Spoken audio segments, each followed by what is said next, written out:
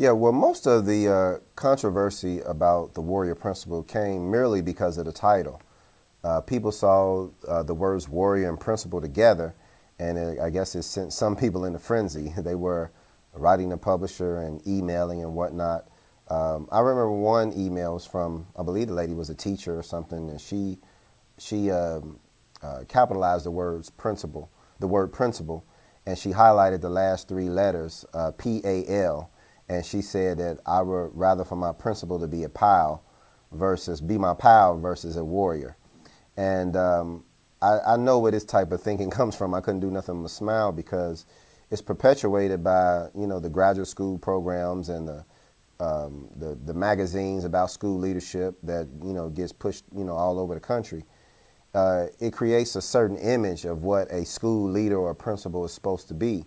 But in reality, the image and the ideals and the theories that are pushed in these magazines and pushed in graduate school and the books that, a lot of aspiring principals read in graduate school, they're not aligned to the actual realities of the position.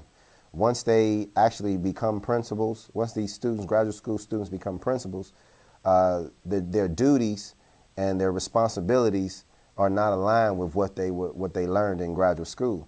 So once they see this difference, two things usually happen. First, you have a leader that becomes ultra conservative, becomes timid, and they basically go into a shell. These are the type of leaders that are ineffective because they're afraid to deal with conflict. They're afraid to hold people accountable. They think that they don't want to make any waves at all. And all they want to do is try to, collaborate and get along with everybody. And that's not, that's not feasible when you're trying to run a reform an urban school, or you're trying to take leadership and move a school in a certain direction. But on the other end of the spectrum, you have leaders that once they see that the realities are different than what they've learned, then they become rigid and stifling and micromanagers. And they want to meddle into everything, and they want to get involved in every aspect and don't allow people room to grow and have any type of autonomy over their duties. It's what is their way or is no way.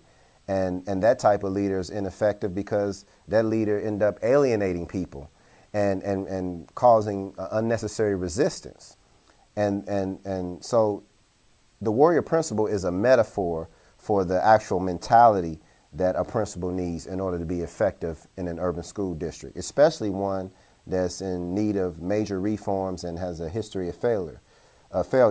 So what the warrior principle is saying is this, that there's a middle ground that you need in order to be a successful principal.